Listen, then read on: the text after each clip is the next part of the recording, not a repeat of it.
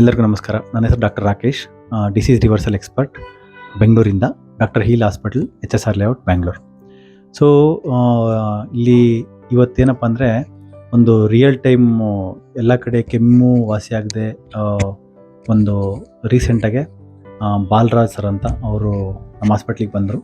ಅವರಿಗೆ ಅವರ ಒಂದು ವೈಯಕ್ತಿಕ ಅನುಭವ ಇಲ್ಲಿ ಹೇಗಿತ್ತು ಅಂತಕ್ಕಂಥದ್ದನ್ನು ಒಂದು ವಿಡಿಯೋ ಮಾಡೋಣ ಅಂತ ಡಿಸೈಡ್ ಮಾಡಿದ್ವಿ.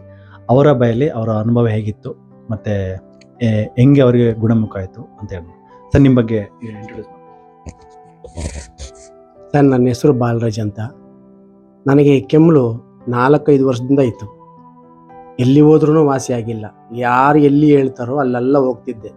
ಎಲ್ಲಿ ಹೋದ್ರೂ ನನಗೆ ವಾಸಿಯಾಗಿಲ್ಲ. ಅಪರೂಪವಾಗಿ ಇಲ್ಲಿ HSR ಲೇಔಟಲ್ಲಿ doctor heal multi specialist hospital ಅಂತ ಒಂದಿದೆ. ಅಲ್ಲಿಗೆ ಬಂದು ನಾನು ನನ್ನ ಹೆಂಡತಿ ಇಬ್ಬರು ಬಂದು, ಅಲ್ಲಿ ಎಷ್ಟೇ ಎಲ್ಲಿ ಹೋದ್ರೂ ಡಾಕ್ಟ್ರುಗಳು ಎಕ್ಸ್ರೇ ತಗೊಂಬ, ಸ್ಕ್ಯಾನಿಂಗ್ ತಗೊಂಬ ಅಂತ ಹೇಳ್ತಾಯಿದ್ರು. ಅದಕ್ಕೆ ತಕ್ಕಂತೆ ಔಷಧಿ ಯಾರೂ ಕೊಡಲೇ ಇಲ್ಲ ನಾನು ಮಲಗಿ 4 ತಿಂಗಳ ಮೇಲೆ ಆಗಿದೆ. ನಾನು ಮಲಗಿದ್ರೆ ನನಗೆ ತುಂಬನೇ ಸೌಂಡ್ ಬರ್ತಾಯಿತ್ತು. ಆ ಸೌಂಡಿಂದ ನನಗೆ ನಿದ್ದೆಯಿಂದ ತುಂಬನೇ ತೊಂದರೆ ಆಗ್ತಾಯಿತ್ತು. ನಿದ್ದೆ ಮಾಡೋಕ್ಕಾಗ್ತಾ ಇರಲಿಲ್ಲ. ನಾನು ಈ ಆಸ್ಪತ್ರೆಗೆ ಬಂದು ನನ್ನ ಹಳೇ ರಿಪೋರ್ಟ್ಗಳನ್ನೇ ನೋಡಿ ಡಾಕ್ಟ್ರು ನನಗೆ ಒಳ್ಳೆ ರೀತಿಯಲ್ಲಿ ನನ್ನ ಗುಣಪಡಿಸಿದ್ದಾರೆ. ನನಗೆ ಇವಾಗ ಕೆಮ್ಮಲಿಲ್ಲ, ಉಬ್ಬಸ ಇಲ್ಲ, ಮತ್ತು ನಾನು ಆನಂದವಾಗಿ ಮಲ್ಕೊಂಡು ನಿದ್ದೆ ಮಾಡ್ತಾಯಿದ್ದೀನಿ. ಡಾಕ್ಟ್ರ್ ರಾಕೇಶ್ ಸರ್ ಅವ್ರ ಕೈಗುಣ ತುಂಬ ಚೆನ್ನಾಗಿದೆ. ಅವರಿಂದ ನಾನು ತುಂಬಾ ಅನುಕೂಲ ಪಡ್ಕೊಂಡಿದ್ದೀನಿ. ನನ್ನ ಹೆಂಡ್ತಿನೂ ಹೇಳ್ತಾ ಇದ್ದಾಳೆ, ಅಯ್ಯೋ ಇಲ್ಲಿ ನಿಮಗೆ ಯಾರಿಗಾದರೂ ಇಂಥ ನನ್ನಂಥ ಪ್ರಾಬ್ಲಮ್ ಯಾರಿಗಿದ್ರೂ ದಯವಿಟ್ಟು ಇಲ್ಲಿಗೆ ಬನ್ನಿ. ಡಾಕ್ಟ್ರು ಚೆನ್ನಾಗಿ ನೋಡ್ತಾರೆ, ಚೆನ್ನಾಗಿ ಗುಣಪಡಿಸ್ತಾರೆ. ಆರೋಗ್ಯವಾಗಿ ಮನೆಗಳಿಗೆ ಹೋಗ್ರಿ. Okay sir. ಸರ್, ನಿಮಗೆ ಕೆಮ್ಮು ಅಷ್ಟೇ ಇತ್ತು ಅಥವಾ ಅದಕ್ಕೆ ಜೊತೆಗೆ ಉಬ್ಬಸ ಇತ್ತು? ಲೈಕ್ ನಡೆದ್ರೆ ಉಬ್ಬಸ ಬರೋದು ಆ ಥರ ಎಲ್ಲ ಇತ್ತು? ಯಾವ ಥರ ನಿಮಗೆ ಆ ಒಂದು ಕಾಯಿಲೆಯ ಉಲ್ಬಣ ಯಾವ ಥರ ಇತ್ತು? ಅಂದರೆ ಎಷ್ಟು ಪ್ರಮಾಣದಲ್ಲಿ ಆ ಕಾಯಿಲೆ ಇತ್ತು ನಿಮಗೆ? ಅದರಿಂದ ನಿಮ್ಮ ದಿನನಿತ್ಯದ ಕಾರ್ಯಗಳು, ಚಟುವಟಿಕೆಗಳು ಮಾಡೋಕ್ಕಾಗದಿರೋ ರೀತಿ ಎಷ್ಟು ಮಾಡೋಕ್ಕಾಗ್ತಿರಲಿಲ್ಲ ಅಥವಾ ನಿದ್ದೆ ಮಾಡೋಕ್ಕಾಗ್ತಿರಲಿಲ್ಲ? ಆ ಥರ ಯಾವ ಥರ ಪ್ರಮಾಣದಲ್ಲಿ ಇತ್ತು ಸರ್ ಆ ಥರ ನಿಮ್ಮ ಒಂದು ಕೆಮ್ಮು ಕಾಯಿಲೆ ಆ ಥರ? ನನಗಿದ್ದಿದ್ದ ಕೆಮ್ಮಿಂದ ಇನ್ನೊಬ್ರ ಹತ್ರ ಮಾತಾಡೋದು ಕೂಡ ನನ್ನ ಕೈಯಲ್ಲಿ ಆಗ್ತಾ ಇರಲಿಲ್ಲ. ಮಾತಾಡಿದ್ರೆ ಕೆಮ್ಮಲು ಬರ್ತಾ ಇತ್ತು. ಫಸ್ಟ್ ಫ್ಲೋರ್ಗೆ ಹತ್ತಿ ನನ್ನ ಕೈಯಲ್ಲಿ ಹತ್ತೋ ಕೂಡ ಆಗ್ತಾ ಇರಲಿಲ್ಲ, ಅಷ್ಟು ಉಬ್ಬಸ ಬರೋದು. ಅದನ್ನೆಲ್ಲ ಇವಾಗ ಚೆನ್ನಾಗಿ ನಾನು ಗುಣಮುಖನಾಗಿದ್ದೇನೆ. 10 ಫ್ಲೋರ್ ಮೇಲೆ ಹತ್ತಿ ಇಳಿತೀನಿ, ನನಗೇನು ಆಗ್ತಾ ಇಲ್ಲ, ಚೆನ್ನಾಗಿದ್ದೀನಿ. ಎಸ್ ಸ್ನೇಹಿತರೆ, ಈ ಅವರು ಇವರ ಬಾಲರಾಜ್ ಸರ್ದು ಒಂದು ಅನುಭವನ ಅವ್ರ ಬಾಯಲ್ಲೇ ಕೇಳಿರಿ.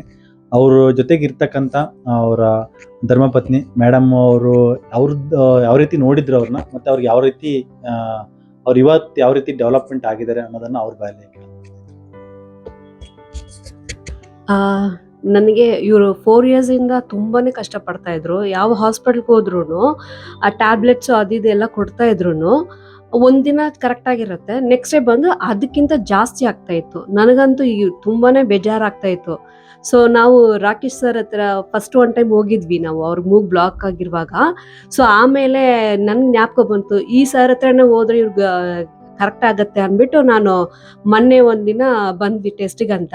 ಸರ್ ನೋಡಿದ ತಕ್ಷಣ ಅಂದರು, ಇಮ್ಮನ್ನು ನೋಡಿದ್ದೀನಲ್ವಾ ಅಂತ. ಹೌದು ಸರ್, ಅದಕ್ಕೆ ನಾವು ಇಲ್ಲಿಗೆ ಬಂದಿದ್ವಿ ಅಂದ್ಬಿಟ್ಟು ಆಮೇಲೆ ಇವ್ರನ್ನ ಚೆಕ್ ಮಾಡಿಬಿಟ್ಟು ಸರ್ ಇಮಿಡಿಯೇಟ್ ಆಗಿ ಇಲ್ಲ ಇವ್ರಿಗೆ ಇನ್ಫೆಕ್ಷನ್ ಆಗಿದೆ ಮತ್ತು ಟೆಸ್ಟ್ ಮಾಡೋಣ ಅಂದ್ಬಿಟ್ಟು ಅವರು ಎಲ್ಲ ಇಂಜೆಕ್ಷನು ಮತ್ತು ಡ್ರಿಪ್ಸು ಅದೆಲ್ಲ ಕೊಟ್ಟರು. ಅವರು ನಿದ್ದೆ ಮಾಡಿದ್ದು ನಾನು ಎಷ್ಟು ತಿಂಗಳಾಯ್ತಂದರೆ ನನಗೆ ಯಾವಾಗಲೂ ನಾನು ತುಂಬ ಪ್ರೇಯರ್ ಮಾಡ್ತಾ ಇದ್ದೆ, ಯಪ್ಪ ಇವ್ರನ್ನ ಚೆನ್ನಾಗಿ ನಿದ್ದೆ ಮಾಡ್ಸಕ್ಕೆ ಆಗ್ತಾ ಇಲ್ವಲ್ಲ, ಏನು ಮಾಡೋದು ಅಂದ್ಬಿಟ್ಟು. ಅವ್ರು ಬಂದು ನಾವು ಮಧ್ಯಾಹ್ನ ಬಂದು ಸಾಯಂಕಾಲ ಅಷ್ಟೊತ್ತಿಗೆ ಅಷ್ಟು ಚೆನ್ನಾಗಿ ನಿದ್ದೆ ಮಾಡ್ತಾ ಇದ್ದಾರೆ. ನನಗೆ ತುಂಬ ಖುಷಿ ಆಯಿತು. ಅವರು ನಿದ್ದೆ ಮಾಡೋದು ಅವ್ರನ್ನ ನೋಡ್ಕೊಂಡೇ ಇದೆ ನಾನು, ಅಷ್ಟು ಚೆನ್ನಾಗಿ ನಿದ್ದೆ ಮಾಡಿದ್ರು. ನನಗೆ ತುಂಬ ಶಾಕ್ ಆಯಿತು, ಏನಪ್ಪ ಬಂದು ಒಂದು ಹಾಫ್ ಆನ್ ಅವರ್ಗೆಲ್ಲ ಇಷ್ಟು ಚೆನ್ನಾಗಿ ನಿದ್ದೆ ಮಾಡ್ತಾ ಇದ್ದಾರಲ್ಲ ಅಂದ್ಬಿಟ್ಟು ಸರ್ಗೆ ನಾನು ಥ್ಯಾಂಕ್ಸ್ ಹೇಳಿದೆ. ನಾನು ಸರ್ ತುಂಬ ಥ್ಯಾಂಕ್ಸ್ ಸರ್, ಅವ್ರು ನಿದ್ದೆ ಮಾಡೋದು ನಾನು ನೋಡೇ ಇಲ್ಲ. ಒಂದು 6 ಮಂತಿಂದ ಅವ್ರು ನಿದ್ದೆ ಮಾಡಲ್ಲ. ಊಟ ಮಾಡೋದು, ಒಂದು 5 ನಿಮಿಷ ಮಲ್ಕೊಳ್ಳೋದು ಅಷ್ಟೇ, ಒಂಥರ ಸೌಂಡ್ ಬರೋದು ಅವ್ರಿಗೆ. ಆಮೇಲೆ ನಡೀತಾನೆ ಇರ್ತಾ ಇದ್ರು. ಬೆಳಗ್ಗೆ 4 ಗಂಟೆ 5 ಗಂಟೆ ಯಾವಾಗ ನೋಡಿದ್ರು ಕೂತ್ಕೊಳ್ತಾನೆ ಇದ್ರು. ಅವರು ನಿದ್ದೆನೇ ಮಾಡ್ತಾ ಇರ್ಲಿಲ್ಲ. ಅವರು ಮೊನ್ನೆ ಬಂದು ನಾನು ಅವ್ರ ನಿದ್ದೆ ನೋಡಿ ನಂಗೆ ತುಂಬಾನೇ ಸಂತೋಷ ಆಯ್ತು. ನಾನು ಡಾಕ್ಟರ್ ರಾಕೇಶ್ ಸರ್ಗೆ ನಾನು ತುಂಬಾ ಥ್ಯಾಂಕ್ಸ್ ಹೇಳ್ತಾ ಇದ್ದೀನಿ. ಈ ತರ ಬೇರೆ ಯಾರು ಇದ್ರೂ ನಾನು ಫಸ್ಟ್ ಇದು ಬಂದು ಅವ್ರಿಗೆ ನಾನು ಇವ್ರನ್ನೇ ಸಜೆಸ್ಟ್ ಮಾಡೋದು, ಬಂದು ಇಲ್ಲಿ ಬಂದ್ರೆ ಅವ್ರಿಗೆ ಬೇಗ ಗುಣ ಆಗುತ್ತೆ ಅಂದ್ಬಿಟ್ಟು ನಾನು 100 ಅಲ್ಲ 2000% ನಾನು ಅವ್ರ ಗ್ಯಾರಂಟಿ ಕೊಡ್ತಾ ಇದ್ದೀನಿ ನಾನು ಅಂತ. Thank you. Okay madam. Madam, ಇದು ಕೊರೋನಾ ಟೈಮಲ್ಲಿ ಕೋವಿಡ್ ಆಗಿರೋ ಥರ ಏನಾದರೂ ಇದೆಯಾ, ಅಥವಾ ಅದಕ್ಕೂ ಏನು ಸಂಬಂಧನೇ ಪಟ್ಟಿಲ್ಲ ಅಂತ ಅನ್ಸುತ್ತೆ ನಿಮಗೆ? ಇಲ್ಲ ಸರ್, ಕೊರೋನಾಕ್ ಮುಂಚೆನೇ ಅವ್ರಿಗೆ ಇತ್ತು, ಒಂದು 4 years ಇಂದಾನೇ ಇತ್ತು ಅವ್ರಿಗೆ. 4 years ಇಂದ ನಾವು ಮಂಡ್ಯ ಎಲ್ಲೆಲ್ಲಿ ಏನೇನು ಹೇಳ್ತಾ ಇದ್ರು ಅಲ್ಲೆಲ್ಲ ನಾವು ಹೋಗ್ತಾ ಇದ್ವಿ. ಆಯುರ್ವೇದಿಕ್ ಮತ್ತೆ ಇಂಗ್ಲಿಷ್ ಮೆಡಿಸನ್ ಎಲ್ಲ ಕಡೆನೂ ಹೋಗಿದ್ವಿ. ಅವ್ರಿಗೇನು ಅದೇ ನಾನು ಹೇಳೋದು, ಒಂದೆರಡು ದಿನ ಕರೆಕ್ಟ್ ಆಗಿರುತ್ತೆ, ನೆಕ್ಸ್ಟ್ 3rd day ಬಂದು ಅವ್ರಿಗೆ ಇದೇ ತರ ಜಾಸ್ತಿ ಆಗ್ಬಿಡ್ತಾ ಇತ್ತು. ಸೊ ನನ್ಗೆ ಏನ್ ಮಾಡೋದಂತಾನೆ ನನ್ಗೆ ಗೊತ್ತಾಗ್ತಾ ಇರ್ಲಿಲ್ಲ. ಸೊ ಅದಕ್ಕೆ ನಾನು ಇದು ನಮ್ಮ ಅತ್ತಿಗೆ ಬಂದು ಒನ್ ಟೈಮ್ ನಾನು ಇವ್ರನ್ನ ರೆಫರ್ ಮಾಡಿದ್ರು. ಸೊ ಅದನ್ನ ಜ್ಞಾಪಕ ಇಟ್ಕೊಂಡು ಸರಿ ಎಲ್ಲೆಲ್ಲ ಹೋಗಿದ್ವಿ, ಇದ್ಲು ಒಂದು ಟ್ರೈ ಮಾಡೋಣ ಅನ್ಬಿಟ್ಟು ನಾನು ಬಂದಿದ ತಕ್ಷಣ ನೆಕ್ಸ್ಟ್ ಒಂದು 4 o'clock 5 o'clock ಇಂದಾನೆ ಸ್ಟಾರ್ಟ್ ಆಯ್ತು ಅವ್ರದ್ದು.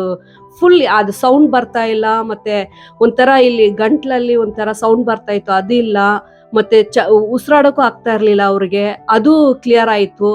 ಅದೇ ನಾನು ಹೇಳೋದು, ಅವ್ರು ನಿದ್ದೆ ಮಾಡೋದು ತುಂಬಾ ವರ್ಷ ಆಯ್ತಲ್ಲ, half an hour ಅಲ್ಲಿ ಅವ್ರಿಗೆ ಫುಲ್ ಕ್ಲಿಯರ್ ಆಯ್ತು. ಅದು ಆ ಸೌಂಡು ಇದು ಇಲ್ಲ, ಏನಿಲ್ಲ, ಚೆನ್ನಾಗಿ ನಿದ್ದೆ ಮಾಡ್ತಾ ಇದ್ದಾರೆ ಅವರು.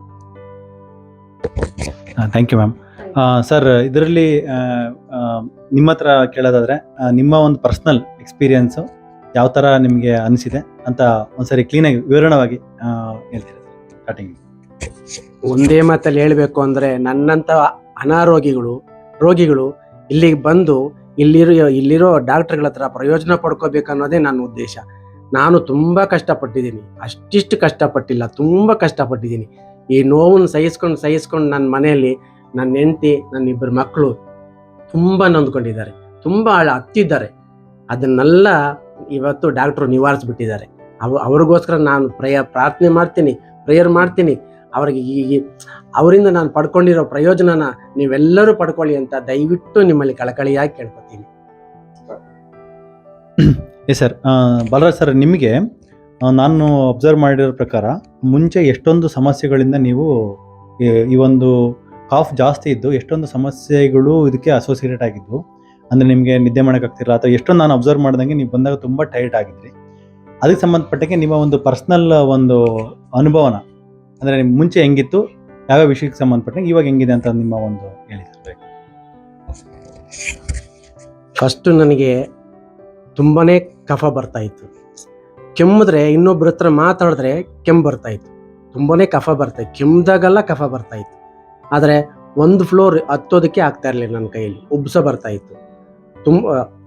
ಒಂದೇ ಒಂದು ಪೀಸ್ ನಾನ್ ವೆಜ್ ತಿಂದರೆ ಉಸಿರಾಟಕ್ಕೆ ತುಂಬಾ ತೊಂದರೆ ಆಗ್ತಾಯಿತ್ತು. ಉಸಿರಾಟಕ್ಕೆ ಕೂಡ ಆಗ್ತಾ ಇರಲಿಲ್ಲ ನನಗೆ, ತುಂಬಾ ಕಷ್ಟ ಆಗ್ತಾಯಿತ್ತು. ಆಮೇಲೆ ಈ ಎಲ್ಲ ನೋವುಗಳನ್ನ ನಾನು 6 ತಿಂಗಳಿಂದ ಎಲ್ಲೆಲ್ಲೋ ತೋರಿಸ್ದೆ, ಎಲ್ಲೂ ನನಗೆ ವಾಸಿ ಆಗಿಲ್ಲ. ಎಷ್ಟೋ ಡಾಕ್ಟರ್ಗಳನ್ನ ನೋಡಿದೆ, ಮೈಸೂರು, ಮಂಡ್ಯ, ಈ ಕಡೆ ಎಲ್ಲ ಕಡೆ ಯಾರು ಎಲ್ಲಿ ಹೇಳ್ತಾರೋ ಅಲ್ಲೆಲ್ಲ ಹೋಗಿ ತೋರಿಸ್ದೆ, ಎಲ್ಲೂ ವಾಸಿಯಾಗಿಲ್ಲ. ಮದ್ದು ಮಾತ್ರೆ ಕೊಡ್ತಾರೆ, 2 ದಿನ ಚೆನ್ನಾಗಿರ್ತದೆ, 3ನೇ ದಿನ ಯಥಾ ಪ್ರಕಾರ ಅದೇ ಥರ ಇರ್ತದೆ. ಬೋಲೇ ಕಷ್ಟ ಆಗ್ಬಿಡ್ತು ನನಗೆ. ಕಡೆಯಲ್ಲಿ ನನ್ನ ಹೆಂಡತಿ ಅತ್ತಿಗೆ ಒಬ್ಬರು ಡಾಕ್ಟ್ರನ್ನೊಬ್ಬರು ಸಜೆಷನ್ ಕೊಟ್ಟರು. ಫಸ್ಟ್ ಅವ್ರನ್ನ ನಾನು ಕಂಡಿದ್ದೆ, ಆದ್ರೂ ಅವ್ರನ್ನ ನಾನು ಮರ್ತು ಬಿಟ್ಟಿದ್ದೆ. ಆಗ ನನ್ನ ಹೆಂಡತಿ ಅವರ ಅತ್ತಿಗೆಯವರು ಅವರು ಸಲಹೆ ಕೊಟ್ಟು, ಇಲ್ಲಿಗೆ ಹೋಗ್ರಿ ನೀವು ಅಂತ ಹೇಳಿದ್ರು. ಅವ್ರನ್ನ ಹುಡುಕೊಂಡು ನಾವು ಬಂದು HSR ಲೇಔಟಲ್ಲಿ ಅವರು ಹೊಸದಾಗಿ ಆಸ್ಪತ್ರೆ ಓಪನ್ ಮಾಡಿದ್ದಾರೆ, ಅಲ್ಲಿಗೆ ಬಂದು ಅವ್ರ ಬಳಿ ನಾನು ಟ್ರೀಟ್ಮೆಂಟ್ ತಗೊಂಡೆ. ನಾನು ಈ ಆಸ್ಪತ್ರೆ ಒಳಗಡೆ ಬಂದಾಗ ಮಧ್ಯಾಹ್ನ 2-2:30 ಇರ್ಬೋದು. ಆ ಮೆಟ್ಲತ್ತ ಕೂಡ ನನಗೆ ಕಷ್ಟ ಆಗಿತ್ತು, ಅಷ್ಟೊಂದು ಉಬ್ಬಸಾಯಿತು ನನಗೆ. ಬೆಳಗ್ಗೆಯಿಂದ ಓಡಾಡಿ ಸುಸ್ತಾಗಿದ್ದೆ, ನನ್ನ ಕೈಯಲ್ಲಿ ತುಂಬಾ ಸುಸ್ತಾಗಿತ್ತು. ಇಲ್ಲಿ ಬಂದಿದ್ದ ತಕ್ಷಣ ಡಾಕ್ಟ್ರು ಏನಾಯ್ತು ಅಂತ ಕೇಳಿದ್ರು ಅಷ್ಟೇ. ಈ ಥರ ಎಲ್ಲ ವಿಷಯ ಹೇಳಿದೆ. 4 ವರ್ಷದಿಂದ ನನಗೆ ಕಫ ಇದೆ, ಕೆಮ್ಮಲಿದೆ, ಉಬ್ಸ ಇದೆ, ಯಾರೂ ವಾಸಿ ಮಾಡ್ತಾ ಇಲ್ಲ ಸರ್, ನೀವಾದರೂ ಒಂದ್ಸಲ ನೋಡಿ ಅಂತ ಕೇಳಿದೆ. ಅದಕ್ಕೆ ಅವರು ಕೂರಿಸ್ಕೊಂಡು ಅರ್ಧ ಗಂಟೆ ನನ್ನ ಚೆಕ್ ಮಾಡಿ ನಿನಗೆ ಏನು ಕಾಯಿಲೆ ಇಲ್ಲಪ್ಪ, ನೀನೆಲ್ಲ ಗುಣ ಆಗ್ತೀಯ, ನಿನಗೆ ಬಂದಿರೋದು ಏನೂ ಇಲ್ಲ, ಅಲರ್ಜಿ ಆಗಿದೆ, ಅಲರ್ಜಿಯಿಂದ ಇನ್ಫೆಕ್ಷನ್ ಆಗಿದೆ ಅಷ್ಟೇ, ಇನ್ನೇನು ಇಲ್ಲ ಅಂತ ಹೇಳಿ ನನಗೆ ಎಲ್ಲನೂ ಒಂದು 2 ಅವರಲ್ಲಿ ಕ್ಲಿಯರ್ ಮಾಡಿಬಿಟ್ರು. ಅದೇ ದಿನ ನಾನು ಬಂದಿದ್ದ ದಿನನೇ ಈ ನೈಟಲ್ಲಿ ಫುಲ್ ನೈಟ್ ನಾನು ನೆಮ್ಮದಿಯಾಗಿ ನಿದ್ದೆ ಮಾಡಿದೆ. ಆ ನಿದ್ದೆ ಮಾಡಿ ತುಂಬ ತಿಂಗಳಾಗ್ಬಿಟ್ಟಿತ್ತು ನಾನು. ಎಷ್ಟೋ ಸಂತೋಷ ಆಯಿತು. ಬೆಳಗಿನವರೆಗೂ ನನ್ನ ಹೆಂಡತಿ ನನ್ನ ನೋಡ್ಕೊಂಡೇ ಕುಂತ್ಕೊಂಡಿದ್ವಾ, ಅವಳಿಗೆ ಅಷ್ಟು ಸಂತೋಷ ಆಗಿದೆ ನಾನು ನಿದ್ದೆ ಮಾಡೋದನ್ನು ನೋಡಿ. ಅಷ್ಟು ಚೆನ್ನಾಗಿ ನೋಡ್ತಾರೆ, ಅಷ್ಟು ಚೆನ್ನಾಗಿ ನಾನು ಗುಣಮುಖನಾಗಿದ್ದೀನಿ ಅಷ್ಟು ಚೆನ್ನಾಗಿ. ಇದರಿಂದ ನಿಮ್ಮೆಲ್ರಿಗೂ ಒಂದು ಸಲಹೆ ಹೇಳ್ತೀನಿ. ನಂತರ ಉಬ್ಸ ಇರೋರು, ಕಫ ಇರೋರು, ಕೆಮ್ಮಲಿರೋರು, ಏನೇ ಇರಲಿ HSR ಲೇಔಟಲ್ಲಿರೋ ಡಾಕ್ಟರ್ ಹೀಲ್ ಮಲ್ಟಿ ಸ್ಪೆಷಲಿಸ್ಟ್ ಆಸ್ಪತ್ರೆಗೆ ಬನ್ನಿ, ಒಂದ್ಸಲ ತೋರಿಸಿ. ಆಮೇಲೆ ನಿಮಗೆ ಗೊತ್ತಾಗುತ್ತೆ ಅದರ ಪರಿಣಾಮ ಏನು ಅಂತ, ನಿಮಗೆ ಗೊತ್ತಾಗುತ್ತೆ. ಆಮೇಲೆ ಇಲ್ಲಿ ಬಿಡೋದೇ ಇಲ್ಲ, ನೀವು ಎಲ್ಲದಕ್ಕೂ ಇಲ್ಲಿಗೆ ಬರ್ತೀರಾ. ದಯವಿಟ್ಟು ಒಂದ್ಸಲ ನೋಡಿ. Yes sir, thank you sir, ತುಂಬ ಚೆನ್ನಾಗಿ ಹೇಳಿದ್ರಿ. ಮತ್ತು ನೀವು ಹಾಸ್ಪಿಟ್ಲಿಗೆ ಬಂದು ಎಷ್ಟು ಸರ್ 3 ದಿನ ಆಯ್ತಲ್ವಾ? ಇಲ್ಲೇ ಅಡ್ಮಿಟ್ ಆಗಿ ಟ್ರೀಟ್ಮೆಂಟ್ ತೊಗೊತಿದ್ದಾರೆ, ನಾಳೆ ಡಿಸ್ಚಾರ್ಜ್. ಸೊ ಇಲ್ಲಿ ಓವರ್ ಆಲ್ ವ್ಯವಸ್ಥೆ ಎಲ್ಲ ಯಾವ ಥರ ಇತ್ತು ನಿಮಗೆ? ಇಲ್ಲಿ ನರ್ಸ್ಗಳು ಮತ್ತು ಸ್ಟಾಫ್ ನರ್ಸು ನಿಮ್ಮನ್ನು ಕೇರ್ ಮಾಡಿದ್ದು ಎಲ್ಲ ಯಾವ ಥರ ಇತ್ತು ಸರ್? ಮತ್ತು ಪ್ರೈಸಸ್ ಎಲ್ಲ ನಿಮಗೆ ಯಾವ ಥರ ಅನ್ನಿಸ್ತು ಅದನ್ನು? ಯಾಕಂದರೆ ಏನೇನೋ ಟ್ರೀಟ್ಮೆಂಟ್ ಕೊಟ್ಟು ಸುಮ್ಮನೆ ಹೈ ಪ್ರೈಸ್ ಎಲ್ಲ ಮಾಡಬಾರ್ದು, 50,000 ಲಕ್ಷ ಅನ್ನೋ ಥರ. ಬಟ್ ಏನು ನಿಮಗೆ ಅದ್ರ ಬಗ್ಗೆ ಸ್ವಲ್ಪ ಹೇಳಿ. ಇಲ್ಲಿ ಮುಖ್ಯವಾಗಿ ಹೇಳ್ಬೇಕಂದ್ರೆ ಡಾಕ್ಟ್ರು ಒಳ್ಳೆಯವರು. ಗಂಟೆಗೂ ಅಲ್ಲ, 10 ನಿಮಿಷಕ್ಕೂ ನರ್ಸ್ಗಳು ನಮ್ಮ ಪಕ್ಕದಲ್ಲೇ ಇರ್ತಾರೆ. ಅವರು ಕ್ಷಣಕ್ಕೂ ಬಂದು ನೋಡ್ತಾನೆ ಇರ್ತಾರೆ. ಯಾಕಂದರೆ ಎಲ್ಲರೂ ಹತ್ರದಲ್ಲೇ ಇರೋದ್ರಿಂದ ಎಲ್ಲರೂ ಚೆನ್ನಾಗಿ ಬಂದು ನೋಡ್ತಾರೆ. ಅದಕ್ಕೆ ಅವಶ್ಯಕತೆ ಇರೋ ಡಾಕ್ಟರ್ಗಳು ಎಲ್ಲರೂ ಗಂಟೆಗೆ ಇಲ್ಲಾಂದ್ರೆ ಒಂದು ಗಂಟೆ 2 ಗಂಟೆ ಬಿಟ್ಕೊಂಡು ಬಂದು ನೋಡ್ತಾನೆ ಇರ್ತಾರೆ, ಚೆಕ್ ಮಾಡ್ತಾನೆ ಇರ್ತಾರೆ. ದಿನಕ್ಕೆ 3 ಸಲ BP, ಆಮೇಲೆ ಪಲ್ಸು, ಇನ್ನೊಂದೇನು ಸರ್ ಅದು ಆಕ್ಸಿಜನ್, ಎಲ್ಲೂ ನೋಡಲ್ಲ, ಒಂದೇ ಒಂದು ಸಲ ನೋಡ್ತಾರೆ ಅಷ್ಟೇ. ಇಲ್ಲಿ 3 ಸಲ ಟೆಸ್ಟ್ ಮಾಡ್ತಾರೆ. ಯಾಕಂದರೆ ಬೆಳಿಗ್ಗೆ ಇರೋರು ಮಧ್ಯಾಹ್ನ ಏನಾಗ್ತಾರೆ, ಮಧ್ಯಾಹ್ನ ಇರೋರು ಸಾಯಂಕಾಲಕ್ಕೆ ಏನಾಗ್ತಾರೆ ಅಂತ ಅವ್ರು ಚೆಕ್ ಮಾಡ್ತಾನೆ ಇರ್ತಾರೆ. ಈ ಥರ ತುಂಬಾ ಕೇರ್ ತಗೋತಾರೆ. ದಯವಿಟ್ಟು ಹೇಳ್ತೀನಿ, ಈ ಆಸ್ಪತ್ರೆಗೆ ಒಂದ್ಸಲ ನೀವು ಭೇಟಿ ಮಾಡಿ, ಆಮೇಲೆ ಅದರ ಪರಿಣಾಮ ನಿಮಗೆ ಗೊತ್ತಾಗುತ್ತೆ. ಇಲ್ಲಿ ಎಲ್ಲ ಥರದ ಬೆಲೆನೂ ಅತಿ ಕಡಿಮೆಯಲ್ಲಿ ಹೊಸದಾಗಿ ಮಾಡಿದ್ದಾರೆ ಡಾಕ್ಟ್ರು. ಬಂದು ಅದರ ಅನುಕೂಲನ ಎಲ್ಲರೂ ಪಡ್ಕೊಳ್ಳಿ. Yes sir, thank you sir. ಮತ್ತು ಇನ್ನೊಂದು ವಿಷಯ ಹೇಳೋದಾದರೆ, ನೀವು ಕೋವಿಡ್ ಆಗಿರಲಿಲ್ಲ, ಮತ್ತು ಯಾವುದೇ ರೀತಿಯಾಗಿರ್ತಕ್ಕಂಥ ಒಂದು ಮುಂಚೆ ಈ ಒಂದು ಬೀಡಿ ಅಥವಾ ಆ ಥರದ್ದು ಯಾವುದೂ ನೀವು ಅಭ್ಯಾಸಗಳು ಇರಲಿಲ್ಲ. ಅದು ಇಲ್ಲ ಅಂದ್ರೂ ಕೂಡ ಈ ಕಾಫ್ ನಿಮಗೆ ತುಂಬ ಬಳಸ್ತಾ ಇತ್ತು. ಮತ್ತು ನೀವು ಕೂಡ ಎಷ್ಟೊಂದು ಜಾಗಗಳಿಗೆ ಹೋಗಿ ಬಂದಿದ್ರಿ. ಬಟ್ ನಾವಿಲ್ಲಿ ಯಾವ್ದಾದ್ರು ಟ್ರೀಟ್ಮೆಂಟು ಮಾಡೋಕ್ಕಾಗಲ್ಲ ಅಂತ ಹೇಳಿದ್ವಾ, ಅಥವಾ ಏನಾದರೂ ಆ ಥರ ಏನಾದರೂ ನಿಮಗೆ ನೆಗೆಟಿವಿಟಿ ಮೈಂಡಲ್ಲೇ ಬಂದಿದೆ ಸರ್, ಇಲ್ಲಿ ಬಂದಿದ್ದೀನಿ ವಾಸಿ ಆಗುತ್ತೋ ಹೆಂಗೆ ಅಂತ? ಯಾಕಂದರೆ ಬೇರೆ ಕಡೆ ನಾನಾ ಒಂದು ನೆಗೆಟಿವ್ ಎಕ್ಸ್ಪೀರಿಯನ್ಸ್ ಆದಮೇಲೆ ಇಲ್ಲೂ ನಿಮಗೆ ಅನ್ಸಕ್ಕೆ ಸಹಜ. ಅದು ಬಂದಾಗ ನಿಮ್ಗೆ ಆ ಥರ ಏನೋ ಅನಿಸುತ್ತಾ ಬರೋಕ್ಕಿಂತ ಮುಂಚೆ? ಅಥವಾ ಅಲ್ಲಿ ಟ್ರೀಟ್ಮೆಂಟ್ ತಗೊಂಡು 2 ಅವರ್ಸ್ಗೆ ನಿಮ್ಗೆ ಆಲ್ರೆಡಿ ಕೆಮ್ಮೆಲ್ಲ ಕಡಿಮೆ ಆಯಿತು ಅಂತ ಹೇಳ್ತಾರೆ, ಈ ಥರ ಮುಂಚೆ ಅವರು ಕಡಿಮೆ ಆಗಿತ್ತಾ? ಅದ್ರ ಬಗ್ಗೆ ಸ್ವಲ್ಪ ಹೇಳಿ ಸರ್. ನಾನು ಎಲ್ಲಿ ಹೋದ್ರೂ ನಾನು ಕೆಮ್ಮಲು ಮಾತ್ರ ನನ್ನ ಬಿಟ್ಟಿರಲಿಲ್ಲ. ಬೆನ್ನಿಗತ್ತಿದ ಬೇತಾಳಿದ ಥರ ನಾನು ಹಿಂದೆ ನನ್ನ ಇಲ್ಲಿ ಗಂಟ್ಲಲ್ಲೇ ಇತ್ತು ಅದು. ಅದು ಏನಾಗಿತ್ತು ಅಂತಲೂ ಗೊತ್ತಿಲ್ಲ ನನಗೆ. ಆ ಥರ ಕೆಮ್ಮಲಿತ್ತು ನನಗೆ. ಆದರೆ ಇವಾಗ ಕೆಮ್ಮಲು ಒಂಚೂರು ಇಲ್ಲ ನನಗೆ. ಆದರೆ ನಾನು ಕೆಲಸ ಮಾಡೋದು ಲೆದರ್ ಫೀಲ್ಡಲ್ಲಿ. ಅಲ್ಲಿ ತುಂಬ ಡಸ್ಟ್ ಅಂದರೆ ಡಸ್ಟು. ಆ ಡಸ್ಟಿಂದ ನನಗೆ ಬಂದಿದೆ ಅಂತ ಹೇಳಿ ಈ ಡಾಕ್ಟ್ರೇ ನನಗೆ ಹೇಳಿದ್ದು, ನಿನಗೆ ಲೆದರ್ ಫೀಲ್ಡಲ್ಲಿ ಕೆಲಸ ಮಾಡ್ತಾ ಇದೆಯಪ್ಪ ನೀನು, ಅದರಿಂದ ನಿನಗೆ ಡಸ್ಟ್ ಆಗಿದೆ, ಆ ಡಸ್ಟಿಗೆ ಅಲರ್ಜಿ ಆಗಿದೆ, ಆ ಅಲರ್ಜಿ ನಿನಗೆ ಇನ್ಫೆಕ್ಷನ್ ಆಗಿದೆ ಅಂತ ಹೇಳಿದ್ದಕ್ಕೇನೆ ಇಲ್ಲಿ ನನಗೆ ಅರ್ಥ ಆಗೋ ಥರ ಹೇಳಿ ನನ್ನ ಮನಸ್ಸಿಗೆ ಸಮಾಧಾನ ಪಡಿಸಿ ಅದಕ್ಕೆ ಏನೇನು ಬೇಕೋ ಅದಕ್ಕೆಲ್ಲ ಔಷಧಿ ಕೊಟ್ಟು ಅದನ್ನೆಲ್ಲ ನನಗೆ ಕ್ಯೂರ್ ಮಾಡಿದ್ದಾರೆ. Thank you sir. ಮತ್ತೆ ಮೇಡಮ್, ಬೇರೆ ಏನಾದರೂ ಹೇಳೋದಿದ್ರೆ ನಿಮ್ಮ ಮುಖಾಂತರ ಈ ವಿಡಿಯೋನ ಎಂಡ್ ಮಾಡೋಣ. ಅದೇ ನಾನು ಏನು ಹೇಳೋದಂದ್ರೆ, ಈ ತರ ಕಷ್ಟಪಡೋರು ಎಲ್ಲ ಕಡೆ ಹೋಗಿರ್ತೀರಾ, ಎಲ್ಲಾನು ಅನುಭವಿಸಿದ್ದೀರಾ, ಹೆಂಗೆ ಏನು ಅನ್ಬಿಟ್ಟು. ಅಂದ್ರೆ ಇಲ್ಲಿಗೆ ಬಂದು ಒಂದೇ ನಾನು ಸುಳ್ಳೇನು ಹೇಳಿಲ್ಲ, ಅವ್ರು ಮಲ್ಕೊಂಡಿರೋದು ನಾನು ನೋಡ್ಬಿಟ್ಟು ನನ್ಗೆ ಇನ್ನೂ ಸಂತೋಷ ಆಗ್ತದೆ. ಸರ್ಗೆ ಎಷ್ಟು ನಾನು ಥ್ಯಾಂಕ್ಸ್ ಹೇಳ್ಬೇಕಂದ್ರೆ ನನ್ಗೆ ಅರ್ಥ ಆಗ್ತಾ ಇಲ್ಲ. ಅಷ್ಟು ಚೆನ್ನಾಗಿ ಅವ್ರು ನಿದ್ದೆ ಮಾಡಬೇಕು ಅಂದ್ಬಿಟ್ಟು ನಾನು ತುಂಬ ಪ್ರೇಯರ್ ಮಾಡ್ತಾ ಇದ್ದೆ. ಅವ್ರು ಬಂದು ಒಂದು 2 ಅವರ್ಸ್ಗೆಲ್ಲ ಅವ್ರು ಚೆನ್ನಾಗಿ ರಿಲೀಫ್ ಆಗಿ ಚೆನ್ನಾಗಿ ನಿದ್ದೆ ಮಾಡಿದ್ದಾರೆ. ಇದನ್ನ ಬಂದು ನೀವು ಒಂದು ಟೈಮ್ ಚೆಕ್ ಮಾಡಿ, ನಾವು ಸುಳ್ಳು ಹೇಳ್ತೀವ ಏನನ್ಬಿಟ್ಟು ಬಂದು ಒಂದು ಟೈಮ್ ಚೆಕ್ ಮಾಡಿಕೊಂಡು ನಿಮ್ಮ ಕಷ್ಟನೆಲ್ಲ ಇಲ್ಲಿ ಇದು ಮಾಡಿಕೊಂಡು ಹೋದ್ರೆ ತುಂಬ ಒಳ್ಳೇದಾಗುತ್ತೆ ನಿಮಗೂ.